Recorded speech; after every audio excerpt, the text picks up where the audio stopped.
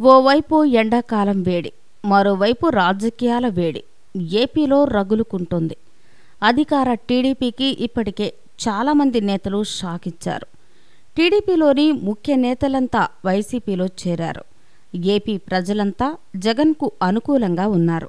దీంతో టీడీపీలో ఉండి ఓడిపోయే బదులు టీడీపీకి రాజీనామా చేయడమే బెటర్ అని చాలామంది నేతలు భావిస్తున్నారు. తాజాగా టీడీపీకి షాక్ ఇస్తూ మాజీ ఎమ్మెల్సీ మెట్టు గోవిందరెడ్డి రాజీనామా చేశారు. చంద్రబాబు వైఖరిపై విరక్తి చెందిన గోవిందరెడ్డి టీడీపీకి రాజీనామా చేసినట్టు ప్రకటించారు. అంతేకాక మంత్రి కాల్వ శ్రీనివాస్కు రాయదుర్గం టికెట్ను కేటాయించడంతో అసంతృప్తి వ్యక్తం చేసి టీడీపీకి రాజీనామా చేశారు. అయితే గోవిందరెడ్డిని బుజ్జగించేందుకు చేసిన ప్రయత్నాలేవీ ఫలించలేదు. ఆయనే కాదు, ఎమ్మెల్సీ దీపక్ రెడ్డి కూడా అసంతృప్తిగానే ఉన్నాడు.